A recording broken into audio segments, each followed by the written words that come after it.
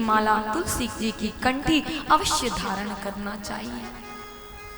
दूसरी बात, कभी भी मस्तक पर चंदन का लेप अवश्य करना चाहिए, क्योंकि चंदन लगाने से सबसे पहली बात तो यह है कि चंदन लगाने से, तिलक करने से ठाकुर जी बड़े प्रसन्न होते हैं। ठाकुर जी की निशानी है, ठाकुर जी के भक्त की निशानी है। इसलिए दूसरी बात, जो चंदन लगाते हैं, जो तिलक लगाते हैं, जैसे हम सत्कर्म करते हैं तो सत्कर्म का जैसे 100% में से 30% पुण्य तो केवल चंदन लगाने मात्र से मिल जाता है। इसलिए मनुष्य को चंदन लगाना चाहिए। जो अपने मस्तक पर नित्य चंदन का लेप करते हैं, उसके जीवन में कभी भी उसकी अकाल मृत्यु नहीं हो सकती, ऐसा शिव महापुराण के अंतर्गत आता है। इसलिए भगवान भोलेनाथ को भी ऐसा कोई भगवान नहीं है जिसे चंदन पसंद ना हो। इसलिए कल से जब आए तो भाल पर, अपने मस्तक पर चंदन का तिलक अवश्य लगाएं, या फिर इधर की जो समिति है, जो कार्यकर्ता है, वो इस चीज का ध्यान रखे कि द्वार से जैसे ही भक्त अंदर आए, श्रोता आए, उन्हें तिलक अवश्य करें। अब आप और हम कथा में प्रवेश करते हैं और श्रीमद् भागवत महापुराण में प्रथम श्लोक लिखा गया, जो वेद व्यास जी ने लिखा हुआ है। सच्चिदानंद रूपाय विशिवोत्पत्त्यादि हेतवे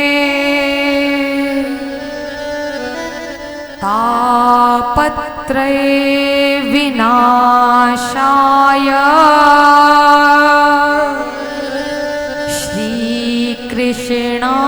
श्रीकृष्णाय वयं नुमः।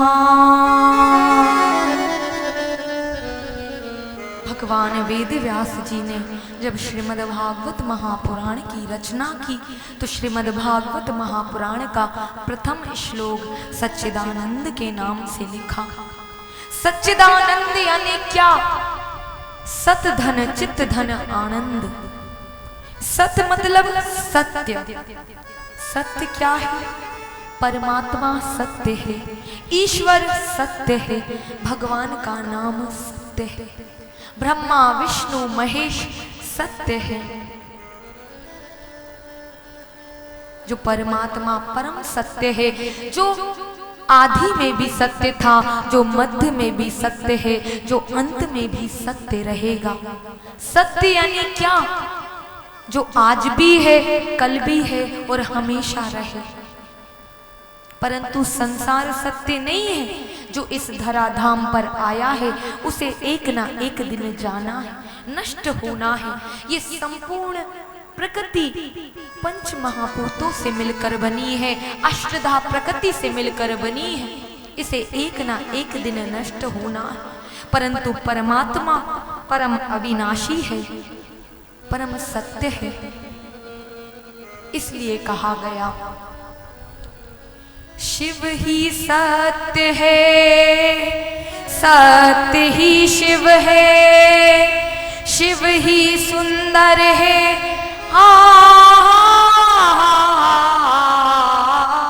सत्यम शिवम सुंदरम। सत्यम शिवम सुंदरम। सत्यम शिवम सुंदरम। सत्यम शिवम सुंदरम।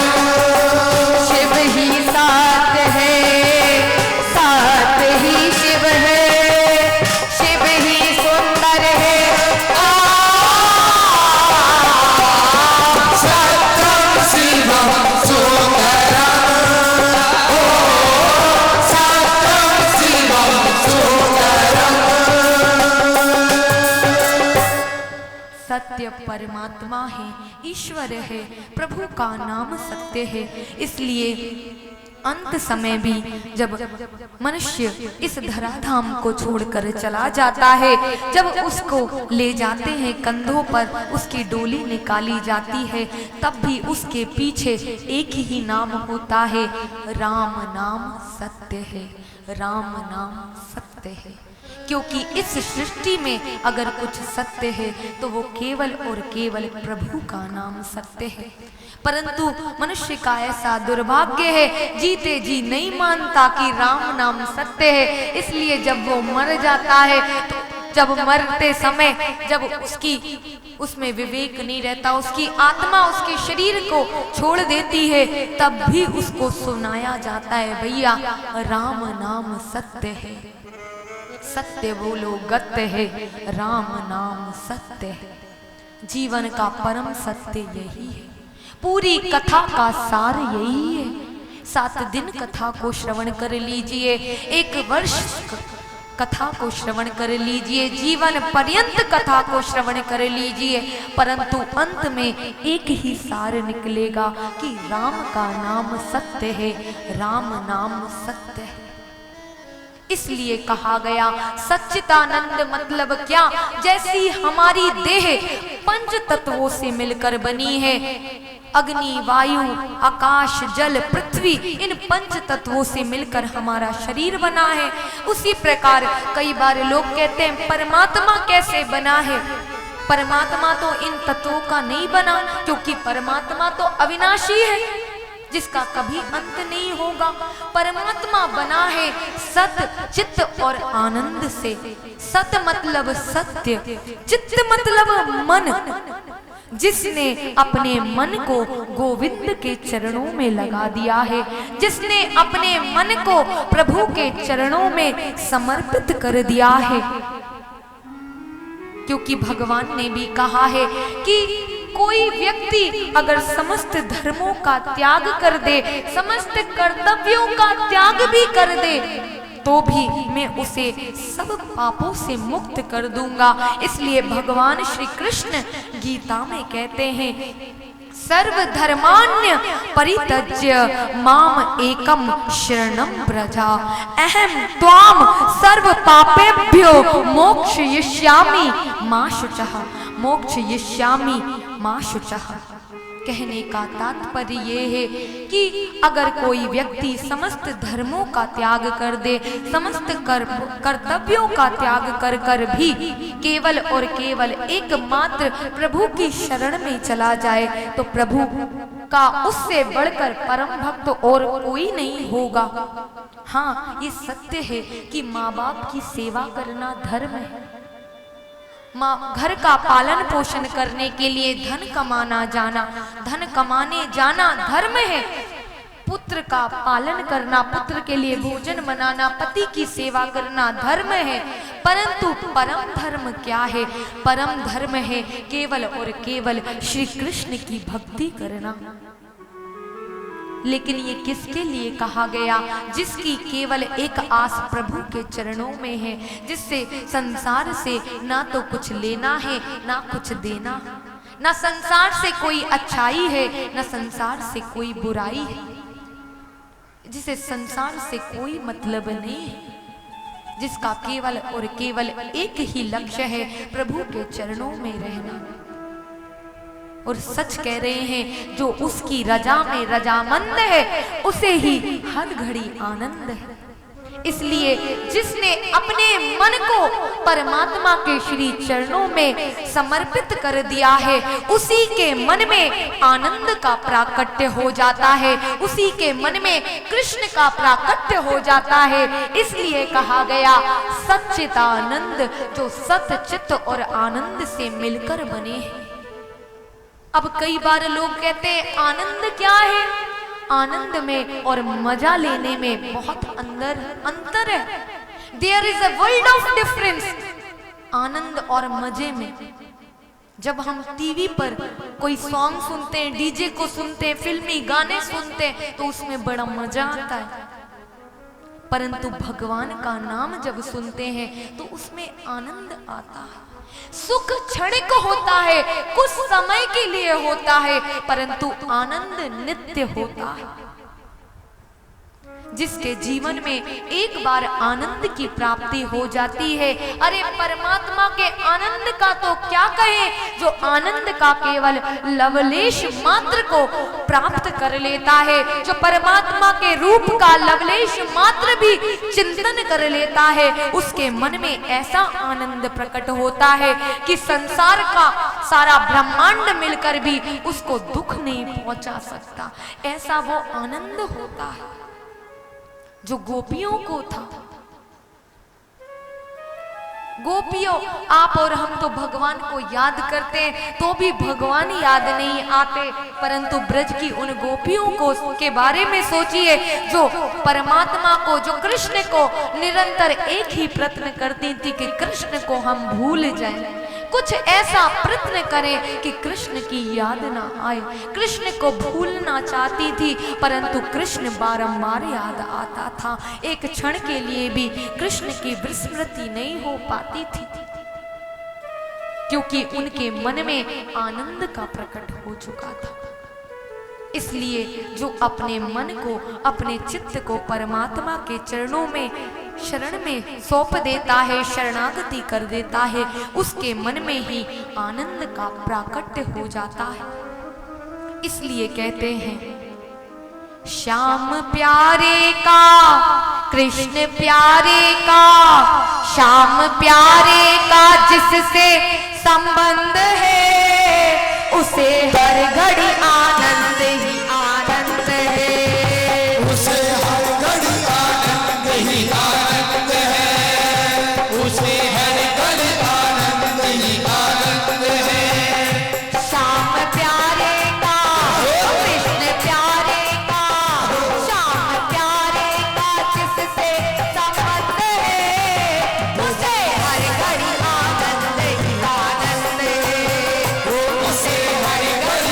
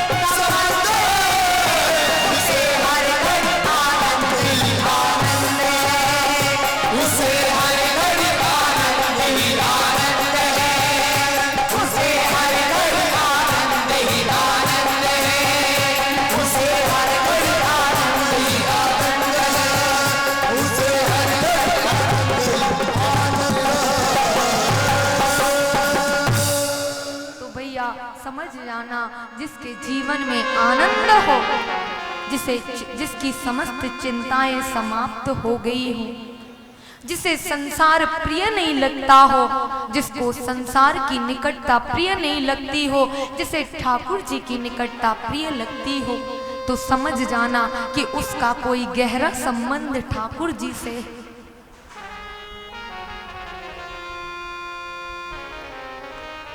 इसलिए ऐसा जो करते हैं उसके मन में आनंद का प्रकट हो जाता है।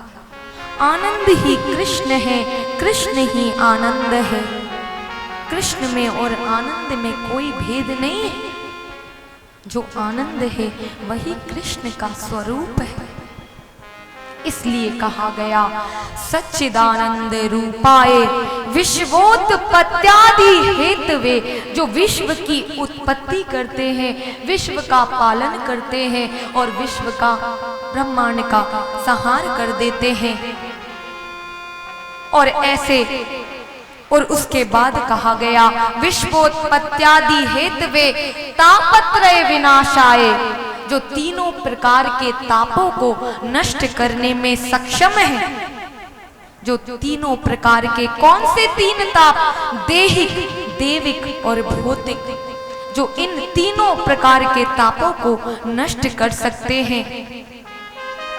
इसलिए कहा गया देहिक, देविक, भौतिक तापा राम राज्य का हऊ नहीं व्यापा, राम राज्य का हऊ नहीं व्यापा।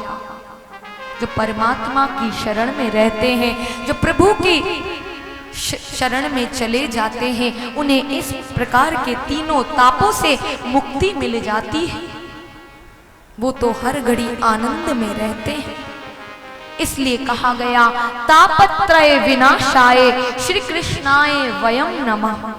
जो इस प्रकार के तीनों तापों को नष्ट करने में जो भगवान के नाम में शक्ति है, भगवान के नाम की जो शक्ति है, जो इन तीनों प्रकार के तापों को नष्ट कर देती है, ऐसे भगवान श्री कृष्ण को हम प्रणाम करते हैं। ऐसे भगवान श्री कृष्ण को हम प्रणाम करते हैं। इसलिए कहा गया सच्चिदानंद रूपाय विश्वोत्पत्त्यादि हेतवे तापत्रय विनाशाय श्री कृष्णाय वयम नमः, श्री कृष्णाय वयम नमः। इसलिए प्रभु के चरणों में जो अपना सर्वस्व अर्पण कर देते हैं, मेरा ठाकुर भी उसकी रक्षा के लिए दौड़ा चला आता है। कई बार लोग कहते हैं कथा का श्रवण क्यों करना है? कथा श्रवण करने से क्या होता है? क्या कथा को श्रवण करने से केवल भक्त का उद्धार होता है? अगर केवल भक्त का उद्धार होता तो उसमें श्रीमद् भागवत महापुराण का कोई विशेष महत्व नहीं रह जाता, क्योंकि भक्त का उद्धार तो निश्चित है, भक्त की मुक्ति तो निश्चित है, भगवान का भक्त से मिलन तो निश्चित है।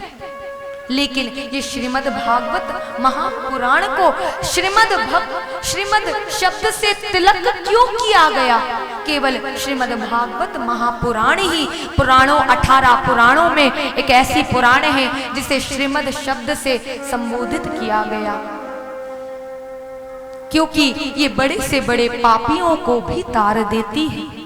श्रीमद् भागवत महापुराण को श्रवण करने से केवल भक्त का उद्धार नहीं होता, चाहे कैसा भी पापी हो, कैसा ही दुष्ट हो, कैसा भी पतित हो।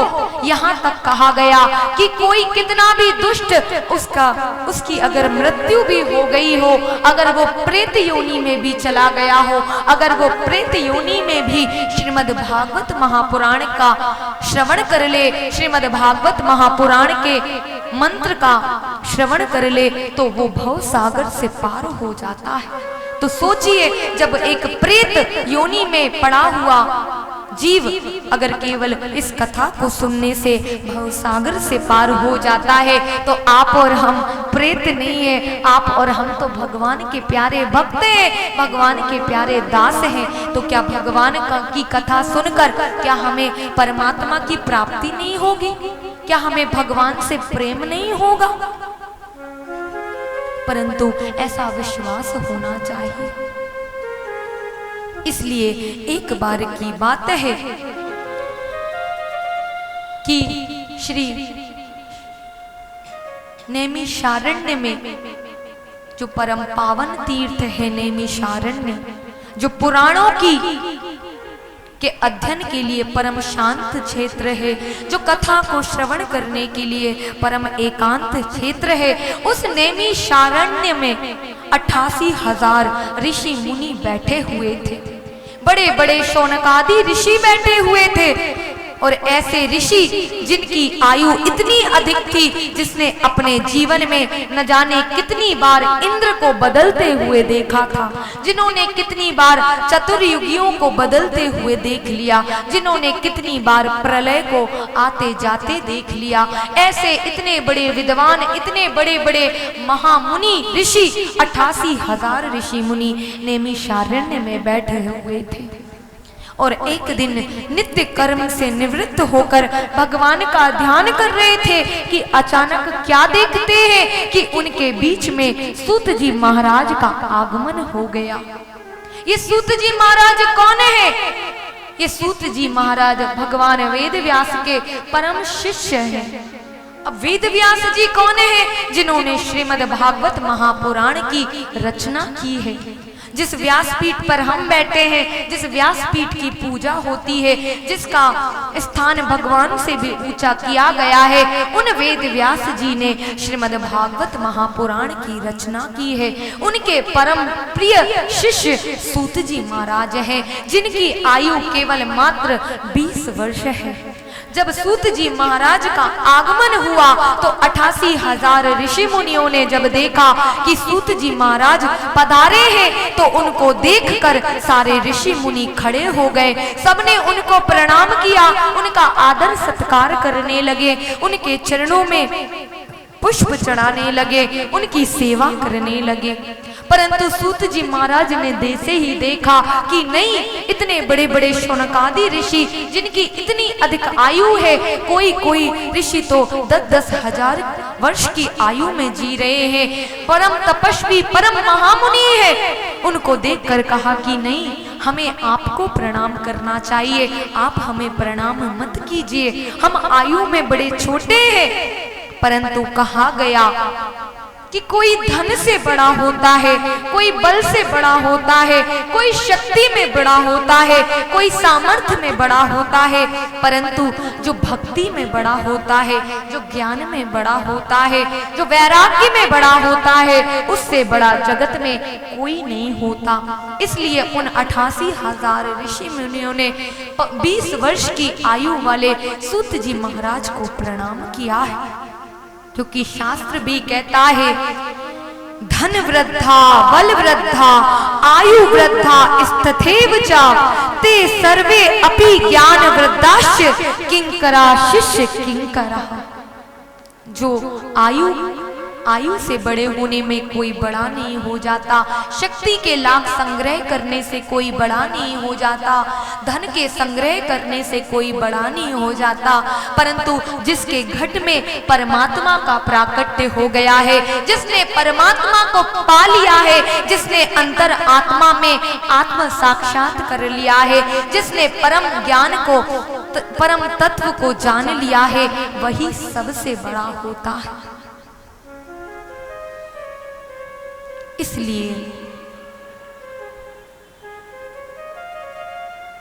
इसलिए सूत जी महाराज को यहाँ प्रणाम किया गया है।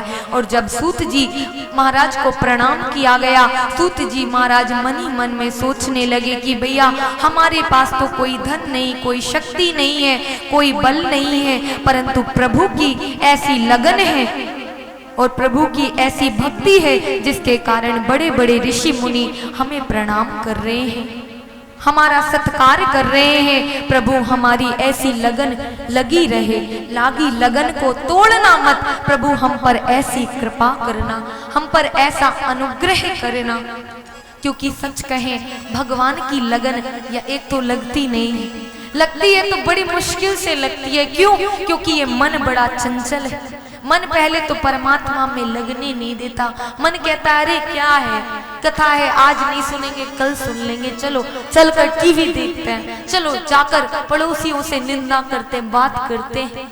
ये मन बड़ा चंचल है, परंतु जिस पर प्रभु की कृपा हो जाती है उसका मन भी धीरे धीरे परमात्मा के चरणों में लगने लगता है। और याद रखना, जिसका मन निर्मल हो जाता है परमात्मा उसे ही मिलते हैं। क्योंकि भगवान ने तो पहले भी कहा कि कई लोग सोचते भैया बहुत सारा धन है, धन के बल से भगवान को बुला लेंगे, तो ये उनकी सोच गलत है। धन के बल से कभी परमात्मा को बुलाया नहीं जा सकता। अगर धन के बल से परमात्मा आते तो सबसे पहले बिल क्लिंटन के पास आ जाते, सबसे बड़े बड़े धनाढ्यों के पास आ जाते, सुदामा के पास क्यों आते? लेकिन भगवान कभी धन हो ये जरूरी नहीं है, बहुत सारा बल हो ये जरूरी नहीं है, किसी ने लाख शास्त्रों को पढ़ लिया हो उसके पास भगवान आए ये भी जरूरी नहीं है। क्योंकि अगर ऐसा होता तो दुर्वासा ऋषि को भगवान का क्रोध सहन नहीं करना पड़ता। भगवान तो अगर आते हैं तो केवल भगवान ने खुद कहा है, मैं किसे प्राप्त होता हूँ? निर्मल मन जन सो मोहि पावा, मोहे कपट छल छिद्र न भावा, मोहे कपट छल छिद्र न भावा। मैं उसे प्राप्त होता हूँ जिसका मन निर्मल है। मन निर्मल का क्या मतलब है? कि जैसे अंदर से हो वैसे ही बाहर से हो जाओ। ऐसा नहीं कि मन में तो चल रहा है, अरे देवी जी कब तक कथा कहेंगी, कब उठेंगी, कब घर जाएंगे, और बस अब सामने दिख रही है तो इसलिए कह रहे हैं जय जय सीताराम, जय जय सीताराम। भैया जैसे ऊपर से हो वैसे ही बाहर से रहो, तब तो मेरे ठाकुर जी तुम्हारे घट में आ जाएंगे। क्योंकि शास्त्र भी कहता है, सब घट मेरा साईया, हर घट में परमात्मा है। सब घट मेरा साईया, खाली घट ना खोए, खाली घट ना खोए, पल बलहारी माँ घट की, जा घट परगट होए, जा घट परगट होए, जा घट परगट होए। इसलिए आज सूत जी महाराज को प्रणाम किया गया है और सूत जी महाराज भगवान से प्रार्थना कर रहे हैं कि प्रभु मेरी ऐसी ही भक्ति बनी रहे, मेरी ऐसी ही लगन बनी रहे। हम भी परमात्मा से प्रार्थना करें, प्रभु जैसे इतनी गर्मी में हम सारा कार्य छोड़कर समस्त संसार को भूलकर केवल 3 घंटे के लिए यहाँ पर बैठे हैं, हमारी ऐसी ही लगन लगी रहे। जहाँ जहाँ भी सत्संग हो हमारा मन आपके नाम को सुनकर आनंद से झूम पड़े, हमारा मन आपके श्री चरणों में लगा रहे, ऐसी प्रभु से प्रार्थना करें।